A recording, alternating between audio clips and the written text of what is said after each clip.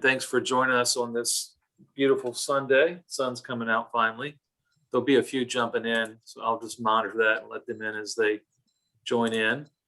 But this was a series we had planned last year, and obviously COVID changed things profoundly, but we're happy that Ed can lead us off. And he was scheduled to come up and do research with Julia Randall who's retired from the Virginia Theological Seminary and has helped us and been a friend of the foundation. And they were scheduled to do research together last year. And obviously things change, but we're happy that he's joined us virtually. And if you're in our book club, you know that we're reading Ed's book, Damned Souls in a Tobacco Colony, the story of the Church of England in the 17th and early 18th century. And great book, and certainly has gotten a lot of use in my library, and we're happy to have Ed join us. So I'm going to just turn it over to him and let him take us away.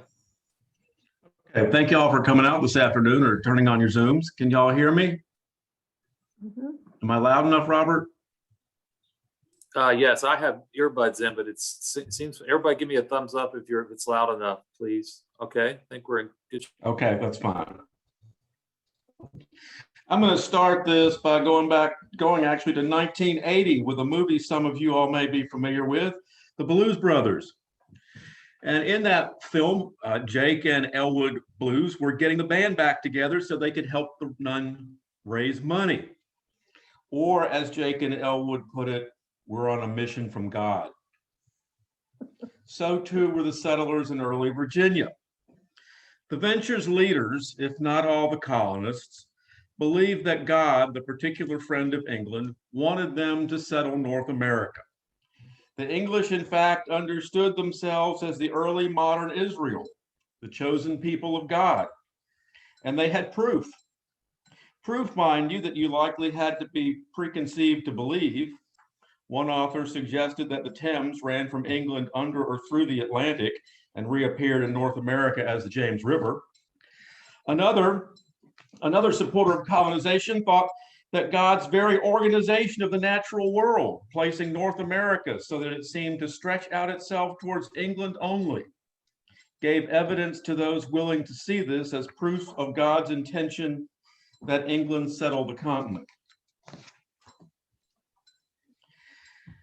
And John Rolfe alluded to North America as the land of Canaan for the English. What need we then to fear but to go up at once as a peculiar people, marked and chosen by the finger of God to possess it?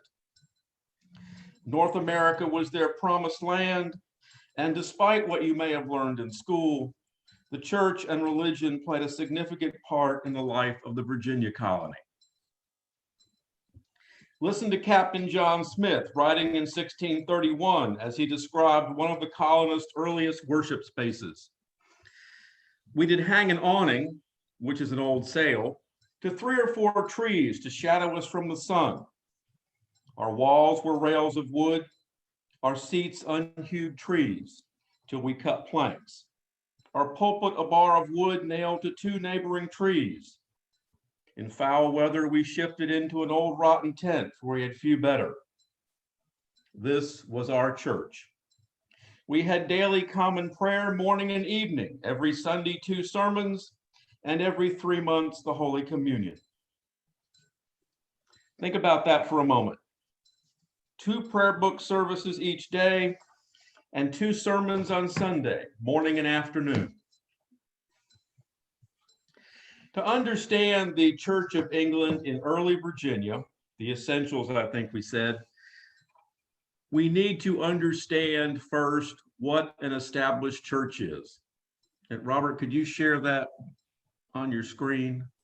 Yes, which one? The quotation from Richard Hooker about the established church. Okay. And Robert's going to put this up so you all can see it. I'll read it to you, and I'll try to give you a visual to help you better understand what this means. An established church was in some ways a legal fiction. But Richard Hooker described it this way, and Richard Hooker's the great architect of the Elizabethan settlement and the defense of it in some ways. We hold that seeing there is not any man of the Church of England, but the same man is also a member of the Commonwealth, nor any man a member of the Commonwealth which is not also of the Church in England. Therefore, as in a figure triangular, the base doth differ from the sides thereof, and yet one and the selfsame line is both a base and a side. A side simply, a base if it chance to be bottom and underlie the rest.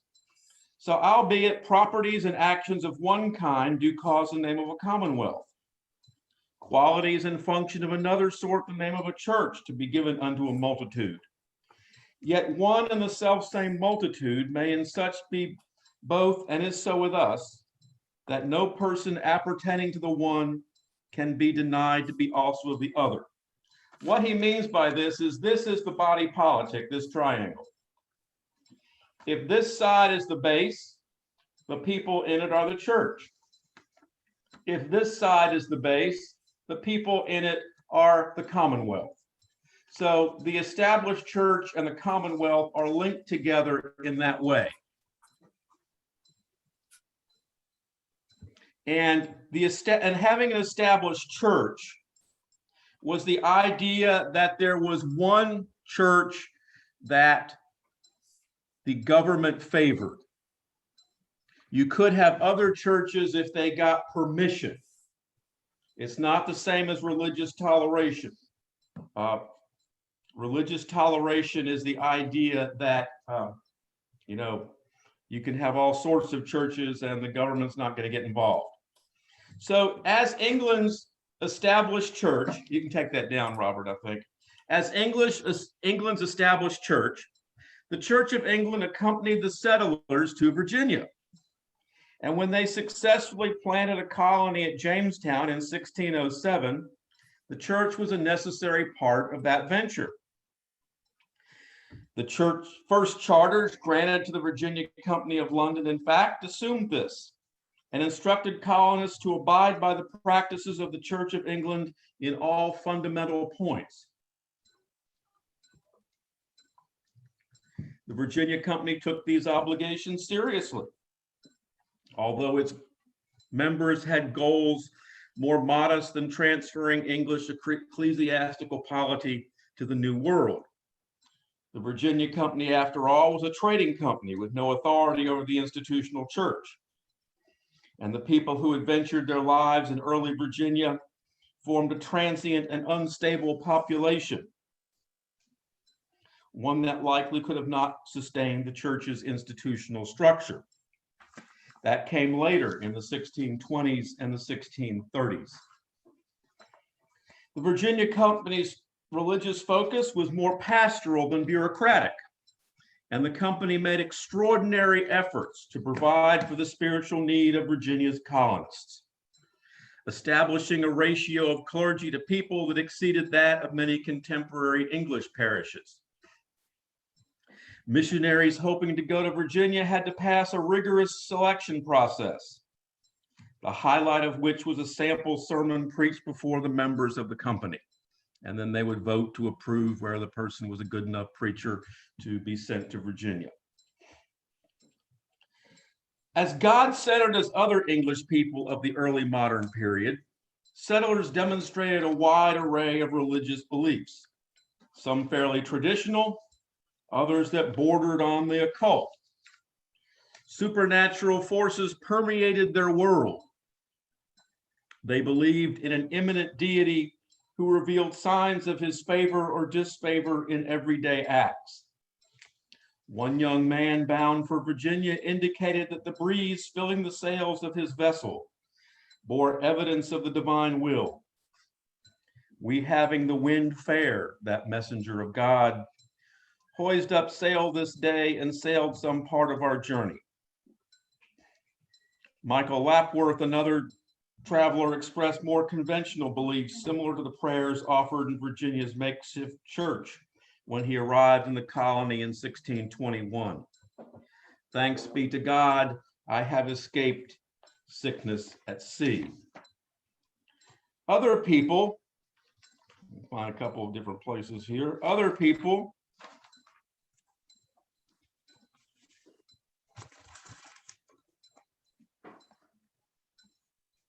Other people relied on curses and maledictions. These were very typical in the Middle Ages. Monastic librarians used to put curses on books for over-enthusiastic readers who kept them out too long.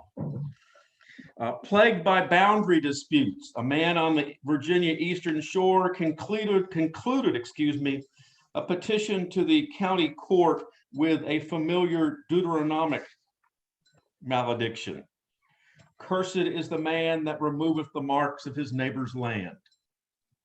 So you've got this going along under all of the religion and the church that we see that's going there. And I've got my printer stopped working, so I couldn't get all this quite the way I wanted to have it printed out. I'm trying to find another example of this here for you, but anyhow, we'll leave that. Some settlers also marked time by referring to holy days in the liturgical calendar of the Church of England. Witnesses, for example, noted in their testimony that a dispute at Barkley 100 took place on St. Stephen's Day. That's probably what we today would indicate as the day after Christmas. In the 18th century, advertisements for New Year's gifts for children alluded to religion, because New Year's was a frequent time to give children a religious gift. And these advertisements appeared in the weeks prior to March 25th, the Feast of the Annunciation. Up until the mid-1700s, March 25th was New Year's Day. It was, and if you look at the religious calendar, you'll see that the Feast of the Annunciation 9 months later is Christmas, the birth of Jesus. And you would have, I guess I don't have a pen, I can't write this down, but people would mark the dates between January 1st and March 25th as, say, January 20th, 1614/15. Because you're in the one calendar, you're still in 14, and the other you move to 15. So for many days, this was New Year's Day. And people would often give children a religious book on that day. Religious beliefs present in early Virginia no doubt included elements of the various theological and liturgical divisions then current in the Church of England. In all likelihood, many lay people tended toward what will become the Anglican wing of the church. And here you need to notice that Puritans were Anglicans at the time of Virginia's founding. They hadn't really separated. They liked longer sermons. They were more enthusiastic. They were opposed to things like card playing and so forth, but they were Anglicans. They had not split from the church yet. While clergy steered the English Reformation's middle course between Rome and Geneva, many ministers likely favored Calvinism and practiced a moderate Puritanism. Captain Edward Maria Wingfield described the colony's first minister, the Reverend Robert Hunt, in that manner. A man not in any way to be touched with the rebellious humors of a popish spirit, nor blemished with the least suspicion of a factious schismatic, by which he meant that Hunt was neither a Roman Catholic nor a separatist Puritan like those who later settled in Massachusetts Bay. He was a Puritan who was part of the established church, who sought to reform the established church, but thought it best to reform that church from within rather than leaving it. Too great an inclination towards Calvinism, however, created resentments among some segments of Virginia's population. A foreign spy who hoped it was a sign of civil unrest reported in 1609 that some colonists refused to attend services led by one minister whom they considered somewhat of a Puritan, though by the other part he was supported and favored. And based on the discovery of crucifixes among the early settlers, it is likely that at least a few Roman Catholics lived in the colony. So if you go back to this triangle here I had, the idea of one religion, one polity, the people of the early modern period believed that a government of the one was a government that was better than a government of the few or of the many. So they believed that a government of a monarch was better than a government of an aristocracy or a democracy. In fact, in the early days of Virginia, some colonists pointed out that the Powhatan Indians, in their opinion, had a better form of government than the colonists did. They had a king, a government of one. The colonists had a council, a government of the few. And where you had few, you had room for division. Where you had one, you had unity. One church, one state. Unity, better coming from one than from the few or the many. Now, the imperatives of Virginia's cash crop, tobacco, made it possible for competing religious groups to coexist in the colony. In order to plant as much tobacco as possible, settlers in Virginia chose not to settle in towns. Instead, they moved out in the countryside, often choosing to settle near the rivers that still divide Virginia's Tidewater and Piedmont regions into a series of peninsulas, as you all are well aware, they're in Irvington.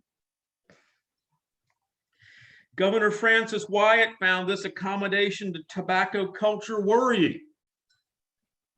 He predicted the breakdown of society in 1622.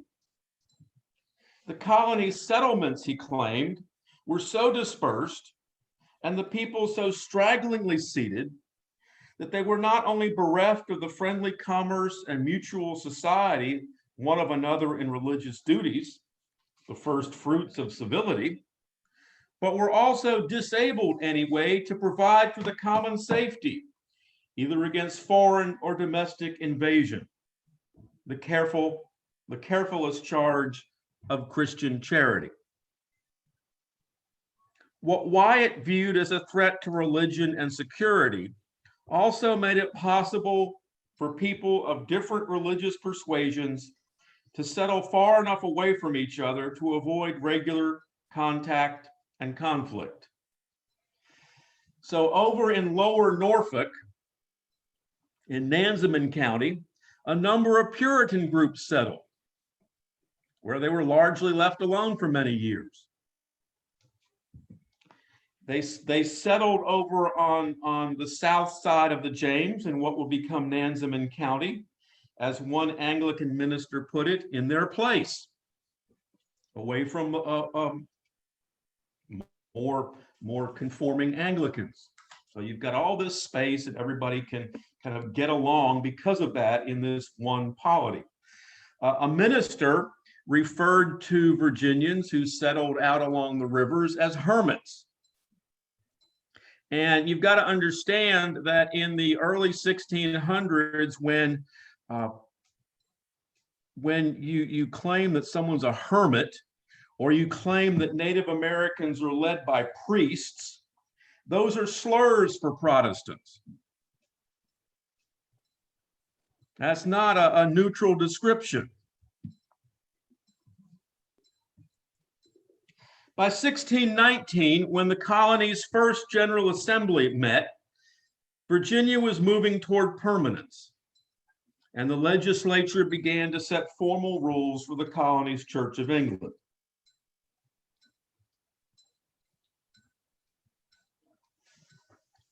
These were designed to help the church carry out both its civil and its religious functions, and they were largely limited in scope, often resembling what a bishop might expect of his clergy. One exception was the statute formally establishing the Church of England in Virginia. The burgesses thereby passing into law their expectations that all ministers shall duly read divine service and exercise their ministerial function according to the ecclesiastical laws and orders of the Church of England. Additional statutes prescribed penalties for idleness, gaming, drunkenness, and excess in apparel, and ordered the clergy to meet 4 times a year to discuss with the colony's governor whether individuals who committed enormous sins should be excommunicated. The General Assembly also charged ministers with the task of keeping accurate records of all christenings, burials, and marriages. So vital statistics were under the purview of the church. So you gave the church legal responsibility for these vital records. They also instructed the clergy to catechize such as are not yet ripe to come to the communion. A few years later, the General Assembly acted again in the interests of the church by trying to ensure that the expansion of the institutional Church of England maintained pace with the colony's own expansion, ordering each settlement in the colony to set aside a house or a room, not to be for any temporal use whatsoever, as a place for, as a place to hold regular worship services. Nonetheless, development of the church's institutional structure lagged behind company efforts to put the colony on a permanent footing. In fact, as Virginia's population grew and the number of ministers did not keep up, a crisis in pastoral care emerged. By 1661, the Virginia colony had a population of about 25,000 people. Only 10 or 12 of those were ministers.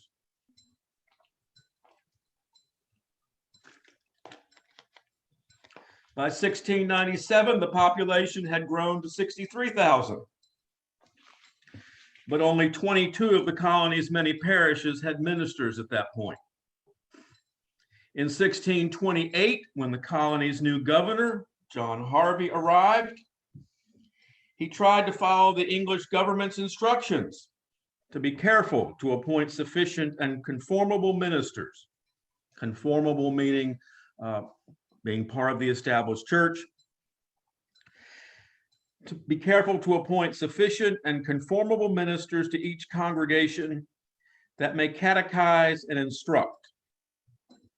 He found few clergy of any sort who could do either. In fact, he writes back, the governor writes back to the Privy Council. He says, please, send us some grave and conformable ministers. Send us some good preachers. Send us some good clergy. Going so far to suggest that the Privy Council could pay the way across the Atlantic of ministers interested in serving the colony. So he asked, send us some clergy and as a kind of incentive, pay their way across the Atlantic. Harvey received a response that denied responsibility for the colonists' spiritual well-being. The English government responded, such voluntary ministers may go over as will transport themselves at their own charge. So what you've got here by the late 1620s, with the Virginia Company, which is abolished in 1624, they took very seriously the importance of sending ministers to Virginia. With the Virginia Company gone, the English government and the English church kind of take a lesser aggressive stance on sending clergy to the colony. Voluntary ministers will go who will pay their own way.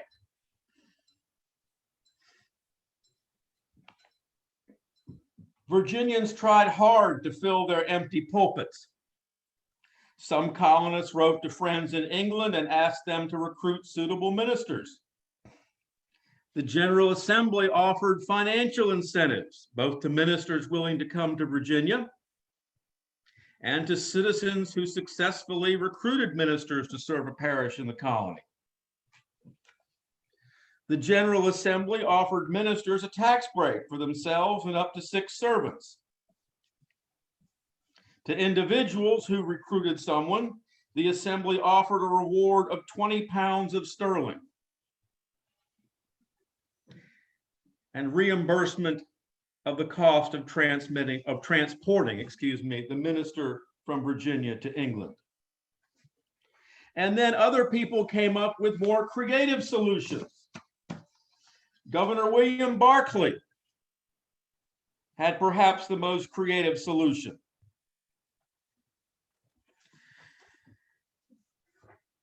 Recognizing the shortage of clergy, Barkley began on his own authority to ordain deacons. Now, I'm not sure that's quite canonical, but the governor began ordaining deacons, and later in the 17th century, when Governor Effingham shows up, he has all the clergy come to him, and he gets these deacons with their deacon orders from the governor, a previous governor, and he's not quite sure what to do. But there was some precedent for this. Both Martin Luther and Gilbert Burnet, an important English bishop, had argued that in a crisis, with a shortage of clergy, when you can't get men ordained, the civil authorities could ordain men and deal with the ecclesiastical legalities later. So this is not completely as out there as we might think. Writing of the colony's clergy shortage, a depressed Richard Bennett wrote, "The greatest want that Virginia has is in the power, purity, and spirituality of its ministry of the word, for want whereof we know not God. We live as without God in the world." The paucity of ministers decried by Bennett and others formed just one part of the colony's religious starving time. The Church of England lacked ecclesiastical leadership as well. No bishop resided in North America during the colonial period, nor did any English bishop ever make an episcopal visitation to England's North American possessions. 3 attempts to settle a bishop in North America failed during the 1630s alone, as did 5 additional efforts between 1662 and the onset of the American Revolution. And by the 1770s, the Church of England actually opposed sending a bishop to the colonies because they thought it would cause more reaction against the government. Now, in with that, there are some suggestions that had James Blair, the commissary of Virginia and the president of the College of William and Mary, that if Blair had been in Virginia, if Blair had been in England in the late 17 teens or early 1720s, he would have been made bishop of the colonies.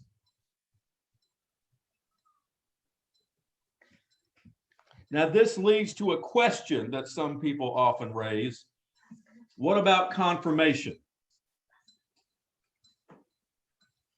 Because you're supposed to be confirmed in order to receive communion. Well, if you look at the rubrics in the 1662 Book of Common Prayer, in order to receive communion, it indicates that you must be confirmed or be desirous of being confirmed. And this problem of not having confirmations was not something just in the colonies.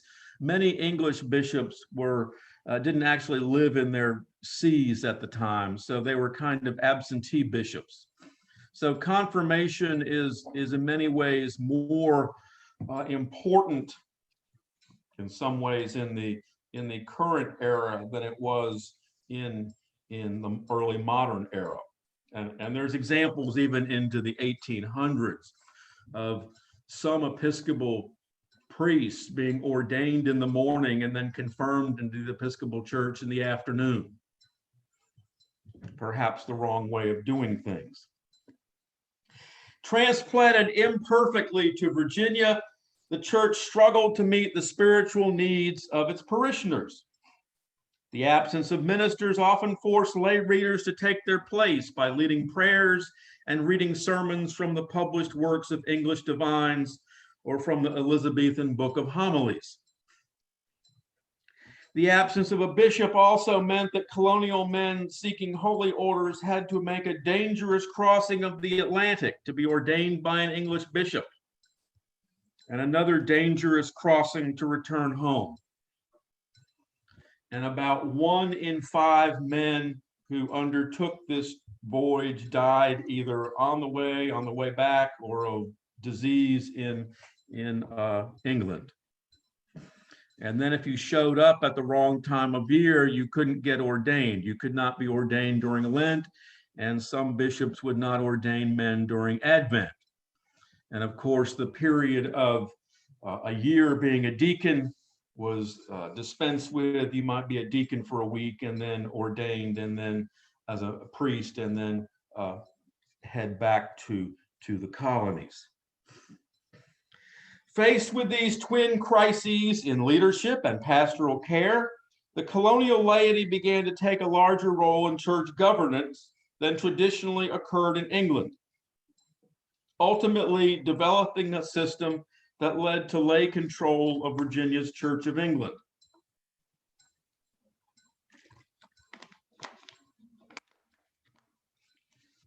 The colony's General Assembly made laws governing the church, sometimes acting as a diocesan bishop might have.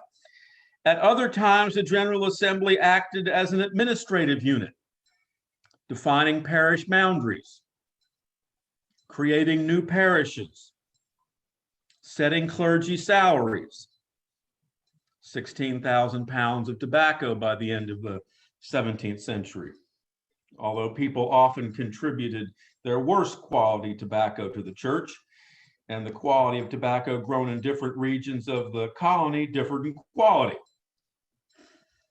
Local vestries, usually comprised of 12 men from wealthy and influential families, directed the day-to-day operations of individual parishes, while colonial governors performed many of the administrative duties reserved for bishops in England. Another duty of the church was tobacco counting. The vestries would be in charge of having 2 people go out and count how much tobacco each person had planted to make sure they were not overplanting. Vestries were in charge of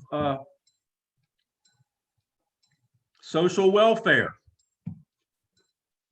taking care of the poor, taking care of orphans. In Williamsburg, the vestry at Bruton Parish was in charge of unclaimed hogs that were running the streets, who they could capture and give to the poor.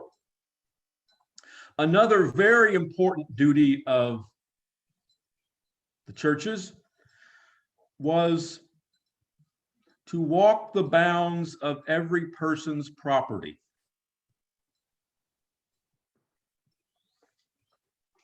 Once every year or so. And the whole parish would do this. They would follow along, they look at people's marks and agree where people's property lines ended and started. And property that had been walked this way by the parishes 2 or 3 times in a row without complaint became the legal bounds of an individual's property. Processioning is what this was called. So lands procession 2 or 3 times without complaint became the legal boundaries of a person's property. In 1643, the General Assembly created a vestry system. This took place, however, after only after 3 attempts to settle a bishop in the colonies had failed, thus forcing lay authorities to create some form of church government. And the legislators made tremendous departures from English precedents. Virginia vestries assumed powers unknown in England, the greatest of which was the right to elect and make choice of their ministers. English vestries knew no such authority.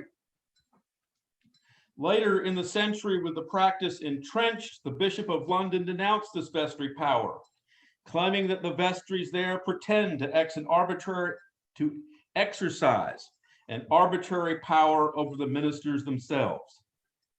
In England, the parish patron traditionally nominated a minister to become the parish's rector.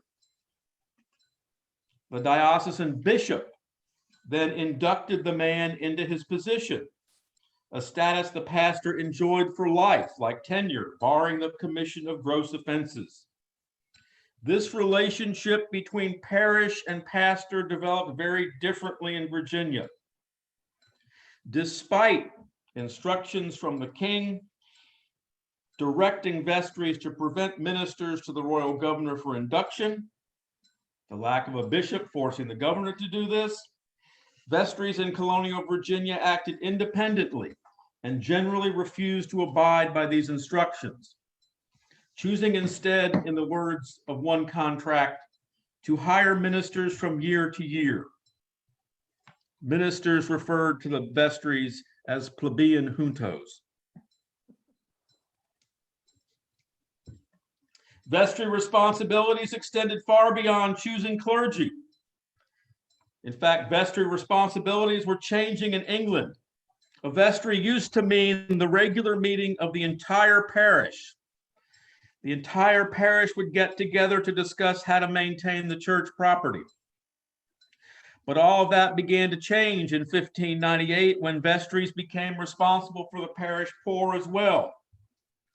What were called select vestries emerged, men who provided for the poor between regular meetings of the vestry. Other responsibilities were gradually added, including the care of roads and other judicial matters. These select vestries were transplanted to Virginia and served as a unit of local government. Indeed, local government in early Virginia should be understood as parish county government. These 2 linked institutions sharing, dividing up, and intermingling their interests and responsibilities. Usually covering much less territory than a county, although still much larger than English parishes, the parish was the layer of government closest to the people. And for many people, it probably had a greater day-to-day effect upon their lives than the county or colony-wide government. Contemporary Episcopalians familiar with vestries dealing primarily with internal parochial affairs will find the extent of the colonial parish government peculiar. Virginia's colonial vestries held authority over all matters concerning the vestry, their agreements with their ministers, touching the church wardens, the poor, and other things concerning the parish or parishioners, respectively, be referred to their own ordering and disposing as they see fit. One of their most important duties was to lay the parish levy, a tax that came on average in the 18th century to be about 30 pounds of tobacco per year per person, an amount approximately twice that of the yearly county tax, making the parish levy the largest tax in proportion paid by colonists in Virginia. The parish levy provided funds for the minister's salary, raised money for the construction or repair of church buildings, for the purchase of a parish glebe, farmlands, and a residence for the minister's use, and provided for the parish poor and other individuals who could not care for themselves, widows, orphans, and people who were ill. The vestry system, established in 1643, hastened the creation of both a new identity for the Church of England and a new understanding of ecclesiastical authorities. Virginia Anglicans accepted the theology of their mother church and conceded to English bishops the power to ordain clergy, just as they retained for themselves, jealously one might add, the power to govern their local parishes and to oversee their ministers. Not unlike Henry VIII, more than a century earlier, Virginians accepted their church theology but rejected part of its ecclesiastical polity. By the last quarter of the 17th century, Virginia Anglicans had created an established Church of England that was English in theology and colonial in form. This fact would shape Virginia's church until the end of the colonial period. Vestries, especially in the 1600s and early 1700s, also provided the church with a sense of continuity. Recall the number of parishes without clergy, and then consider cases in which a parish hired a minister and he died. This happened to one parish 3 times in 10 years. Also consider the power tobacco held over the church. A law in early Virginia directed that when 2 holy days fell together between March 25th and the feast of St. Michael on September 29th, the colony would only celebrate one of them. This was prime tobacco planting and harvesting time. As for worship in the early church, in colonial church, most churches were either near rivers or crossroads near the center of a parish. They were rectangular or cruciform church buildings like Christ Church, often with no steeple, likely brick after the 1720s, with tall arched windows to let in light, box-shaped pews, and like at Christ Church, panels with the Lord's Prayer, the 10 Commandments, and the Apostles' Creed behind the altar. Church was also primarily an adult activity. Because of the distance people had to attend to get to church, few children attended because of travel. In urban areas, during Lent, there would be catechism of children.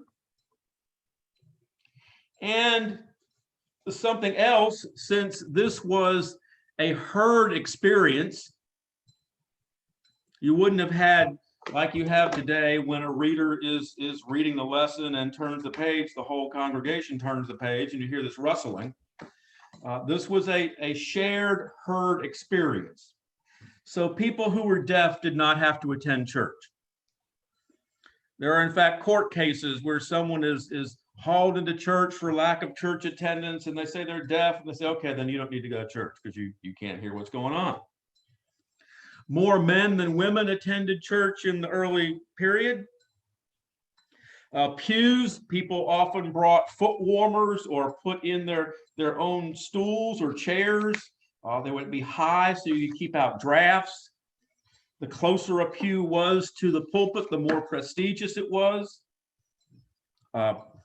The clergy, they would not have worn vestments. They would have most basically worn a cassock and a surplice.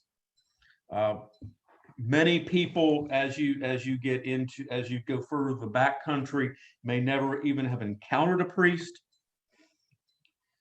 There were four liturgical stations. The font, the baptismal font, the communion table with no candles or flowers, but a book of common prayer on a cushion, the pulpit, and the reading desk. The pulpit would often be a triple-decker pulpit, like I believe you have at Christ Church. The bottom would be for the essentially lay reader. The second layer would be where the minister led the service, and the top layer would be where he preached his sermon. A typical service in the colonial period would have included morning prayer, litany, and the ante-communion. A sermon, closing prayers, 90 minutes or so. Some said 3 hours. Eucharist would have been 3 or 4 times a year. Sometimes there was a quarter of a pint of wine for each person at communion. The Old Testament would be read through once each year. The New Testament would have been read through twice. The Gospels would have been read through twice. You often had 3 full Psalms at a service, not just a portion of one. And just like there were conflicts over the prayer book and the hymnal today, you had conflicts over which version of the Psalms to use back in the 1690s. Could you put the other reading up there, Robert? This is from Bishop William Beveridge. In public as well as in private, the Book of Common Prayer was the single most important influence shaping the devotional lives of colonial Anglicans. Only the Bible surpassed it as the book most commonly appearing in their libraries.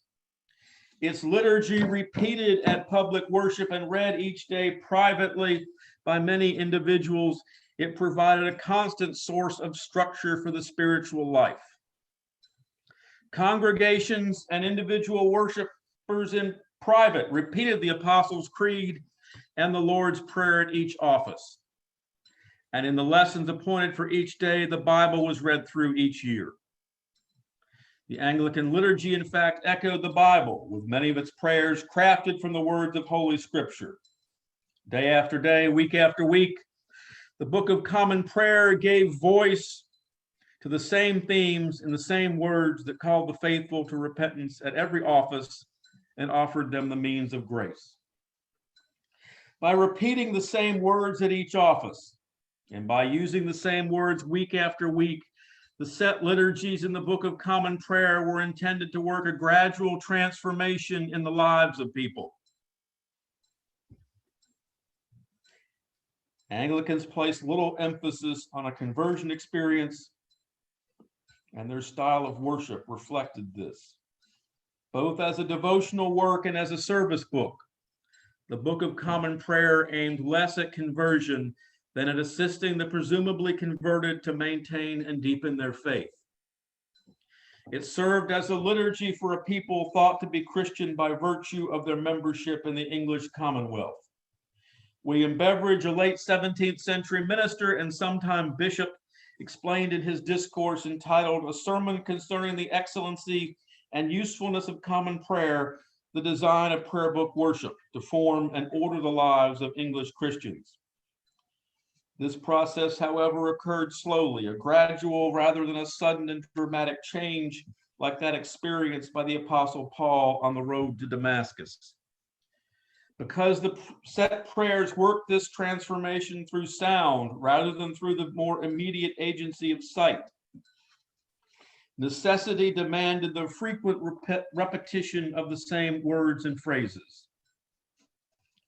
So here we have the reading from Beveridge.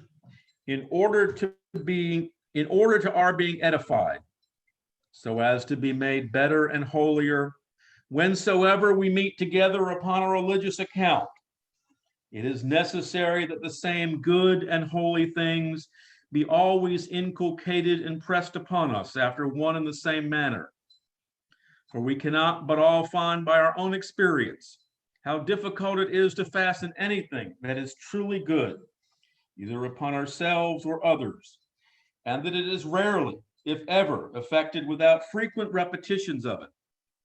Whatsoever good things we hear only once, or now and then, though perhaps upon the hearing of them they may swim for a while in our brains, yet they seldom sink down into our hearts.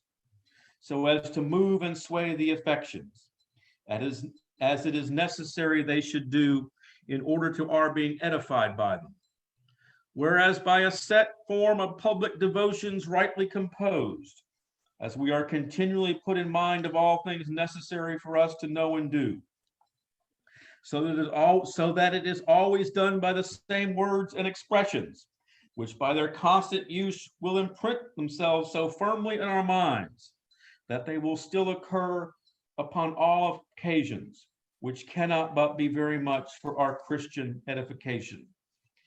Divine worship following the rites of the Book of Common Prayer was intended to grasp an individual's affections and thereby sway that person toward living a holy life. Not that this reorientation occurred simply by hearing or reading the offices each day or each week. Individuals had to participate willingly in the service. By opening their minds to the words they heard, they allowed the liturgy to bring their affections into a holy frame and temper. Repeatedly using the same set brief forms encouraged this process and allowed the faithful to recollect, or in Bishop Beveridge's words, to look over their prayers again, either in a book or in our minds where they are imprinted. Over time, in other words, spoken prayers taken from a set form gained the epistemological immediacy of sight, and sight was seen as something far more important in how you knew than in hearing. I can keep going. I think we've reached the end of our time. I've got a little more. Robert, what do you want me to do? I mean, I think I'm okay if you all want to. I'm good to keep going a little bit more. And maybe we could take some questions if you want to go Okay. a few more minutes, and then we'll take some questions. Sermons in colonial America, colonial Virginia for Anglicans, they often came from works by the Archbishop of Canterbury, John Tillotson. And you can go through Virginia sermons, and sometimes all you're finding is that they are the text from Tillotson, and the ministers have changed the proof text, but the text is the same otherwise. Some transcribe lengthy portions of his sermons. Unlike today, where preaching someone else's sermon will get you in trouble, then clergy were writing in letters, "I had a sermon to steal for tomorrow." Clergy were encouraged to preach sermons that all could understand, and the preaching manuals suggested not using Latin or Greek. Unlike today, the sermon most frequently was not on any of the lessons from that particular Sunday. A sermon would often explicate a single verse of scripture, most often from the New Testament, and it would often be a series. James Blair wrote 120 sermons that he preached on the Sermon on the Mount. You would have things like, this is the second sermon on this text, the third sermon on this text, the fourth sermon on this text. And since clergy often had a mother church and a couple of chapels at ease in the territory around them, so that people who live far away could have church every other week or so, the minister might preach the same sermon 3 weeks in a row at a different part of his parish. Colonial lay people enjoyed a good sermon and often stayed at home if the minister, who alone could preach an original sermon, was officiating at one of the parishes, other churches or chapels of ease that day. Right? And this you see this frequently in diaries. And then you've got the clergy view of things, and then you've got the lay people view of things. And you have lay people writing in their diaries or commonplace books or in letters, "I slept through a pretty good sermon today. Nothing could hinder me from sleeping at church, though I took a great deal of pains against it." And William Byrd writing that the minister had preached the congregation into a lethargy. That reminds me of something an Episcopal minister said about a Methodist minister in the 1800s. He preached himself out of breath and his congregation out of doors. There was much inattention, coming and going, and indifferent hearings of sermons. Charles Clay of Albemarle County asked, "Can you be Christ's disciples when many of you might one judge of your devotion from the inattention visible on your countenances in time of divine service, would give more head to a tale of Tom Thumb, Tom Hickathrift, or Jack the Giant Killer than to any prayer or to the best sermon it was in the power of man to preach?" In another discourse, he described parishioners who failed to kneel or make the correct responses from the Book of Common Prayer during the service. Instead, they were hanging first on one hip, then on the other, leaning with their elbows on the pew or on the windows, or running in and out to the great annoyance and disturbance of those whose minds are piously inclined. And while the Psalms for the day are reading, instead of having a book and answering in turn, they are playing with their snuff box, dancing their foot with one leg across the other for amusement, or twirling their hat about, making their observations on the congregation, whispering to the person who sits next to them, or smiling and grinning at others sitting at a distance from them. Given some of this behavior, you can understand why John Page advised his son, "Be not like some that when they come first into church, sink down on their seats, clap their hats before their eyes, and scarce bow their knees, as if they had come to bless God, not to entreat God to bless them." Some parishioners, Clay said, have so much to say to one another that they lose much of what the preacher hath to say to them. Then you have what he called baptismal sauntering. Kind of like, I guess it's kind of like when you have the children come to see a baptism, but you would have a baptism and women would talk and laugh and pace up and down the pews, more suited to the race field. They complained about pretty young ladies in mobs who roam from pew to pew, clattering pew doors and whispering. And then there were the occasions of starers and peepers. A starer wrote that he was shut into a whole few of young ladies in the bloom of youth and beauty. He tried to keep his eyes from wandering, but a peeper so placed herself as to be kneeling just before me. She displayed the most beautiful bosom imaginable, which heaved and fell with some fervor, while a delicate, well-shaped arm held a fan to her face. I frequently offered to turn my sight another way, but was still detained by the fascination of the peeper's eyes, who had long practiced a skill in them to recall the parting glances of her beholders. Another thing that upset the clergy was in some way, in Virginia, Virginians didn't have many of the major services at the churches. And all of this was part of the role of the women in the churches: baptisms, marriages, and funerals. The three great family occasions of the church all frequently took place at individuals' homes rather than the church itself, thus transferring these events to places where women could assert more influence, and especially where lay people in general could assert more influence over them. And clergy complaints are frequent over people being buried in their orchards instead of in the churchyard. So that's a kind of brief overview, if you will, of the established church in Virginia and its essential duties.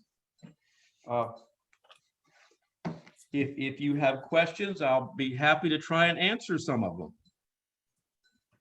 Hey, Ed, one quick follow-up to what you just said about people being buried in their orchards. Was it different in England based on parishes sometimes having more urban settings or being the center of It towns. probably was, yes. I know Fithian talks about the common sorts, right, that are buried in the churches in Virginia, or churchyards. Have any questions? I have one. Yeah. Yeah. First off, thank you very much, Mr. Bond, for this presentation. It's been great. And but I wanted to ask you, do you know of a good biography or a good book on Robert Hunt that you would recommend? I don't know if there's a full biography. If you look on Jay's store, I think there have been a couple of articles about him. Okay. All right. And then a next question I have is in your book, Spreading the Gospel in Colonial Virginia, that you put together, you mentioned John, I think his name was John Page, and he wrote Yes. a deed of gift for my Yes, a son. New Year's gift for his son.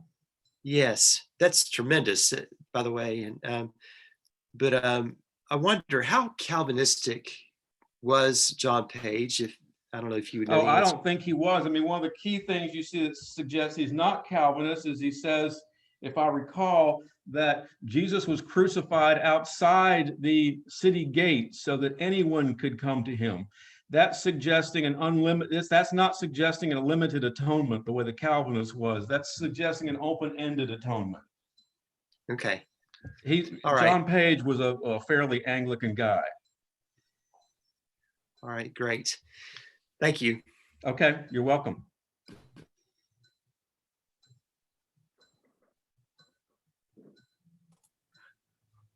Well, one thing that I thought about as Ed was talking was Tillotson and Blair, and a lot of you have seen this, but this is from Robert Carter's library.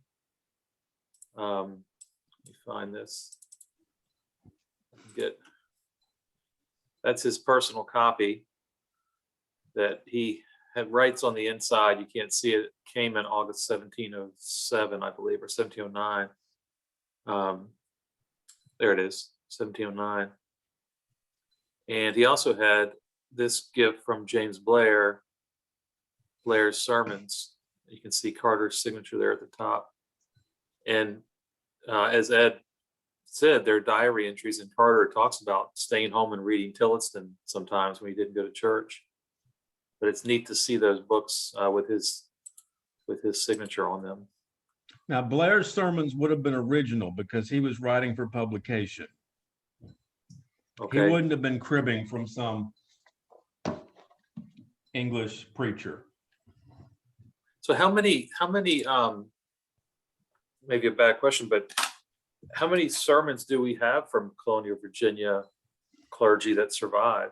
We have 120 or close to 120 from Blair, 52 from a Robert or Keith Paxton, who was in Hampton, 10 from William Morey. We have a number from Charles Clay. There is a sermon book that I know used to be at the Virginia Historical Society by Devereux Jarrett's priest when he was growing up. It's very difficult to read because as people would then, you'd write one line, write halfway through it, then write halfway through the other line. So each line was written through 2 times in order to save space. There's another series of sermons which basically are direct copies from Tillotson by another minister. And I've heard, but have never seen, that there are some sermons existing from one of the ministers who, one of the Huguenot ministers who served the Native Americans.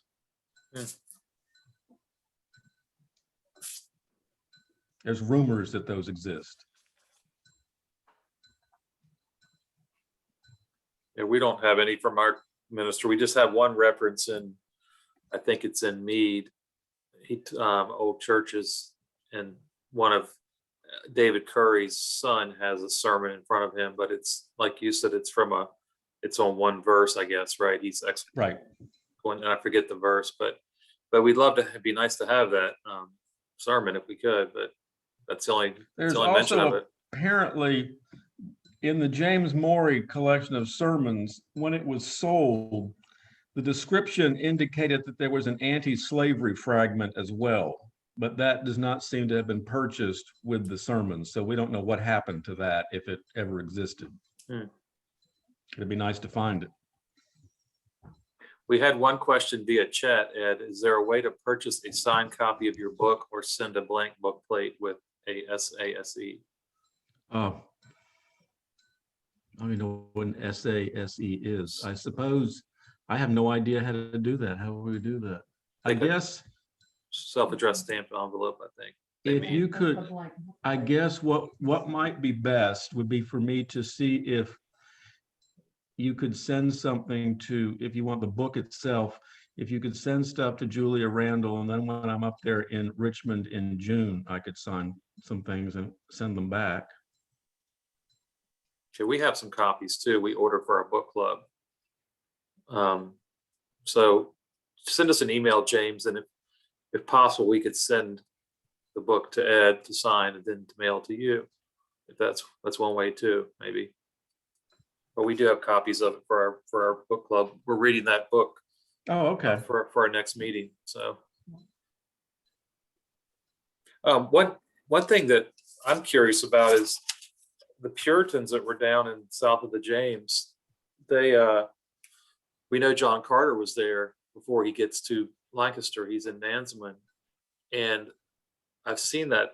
I think that, I'm not sure the original survives, but I know you're familiar with that letter they write to the Puritans in New England, and it's like 68 men or something. I think it's 68 men sign it, and Right.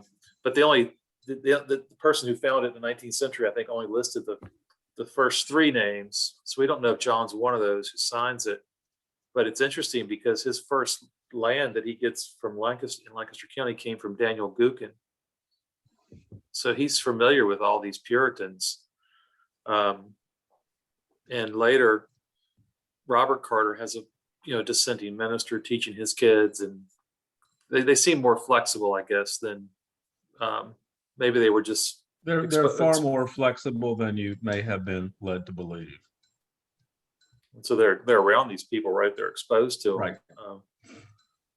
I believe the Puritans in Nansemond are later run off to Maryland. That's where Gookin goes, and then he ends up being buried, I think, in Harvard, up in Cambridge. Oh, okay. But yeah, he goes to Maryland. He goes to Maryland first. But it's just interesting that there's so many down there, and they requested these guys come preach. Right? They come down from New England and are preaching down there. And Barkley doesn't like that a whole lot, does he? No, Barkley does not. Barkley was a staunch Anglican. And the only question I had was, you talk about priest, but isn't that a word Jefferson used often too, in a pejorative sense? I have not read Jefferson on that, but I could imagine he would. But if they used it, it was not a point of flattery, correct? Not in the colonial period, no. Not in Virginia. Does anybody else have any questions? I love all those quotes about the services and people falling asleep and things like that. I'll have to get some of those sources from There is, that is in one of Jake Blosser's articles, Irreverence and Inattendance in the Atlantic World. Oh, okay. The Virginia Magazine. Hmm. About 10 years ago or so, I think.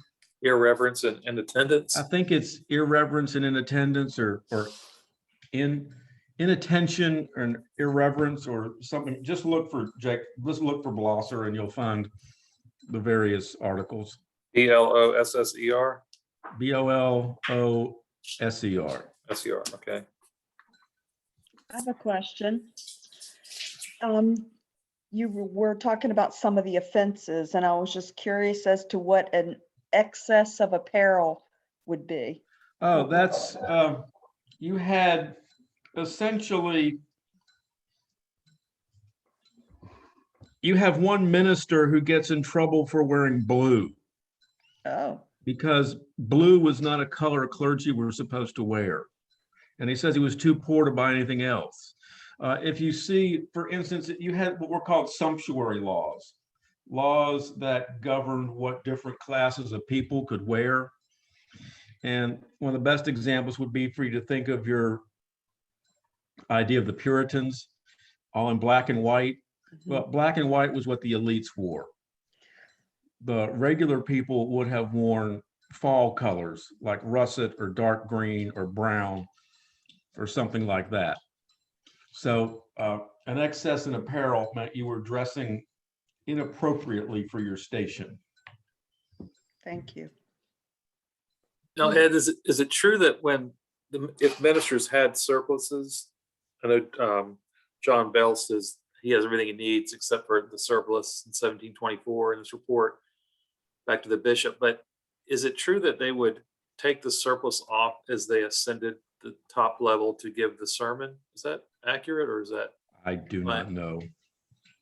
I don't know because I always thought it, in a sense, it becomes more of an academic presentation, right? Versus it's not what you're going to get with the Baptist and the weaving factory, right? Right.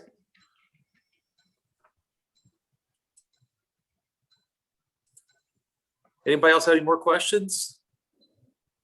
That was fantastic, Ed. Okay, thank you all very much.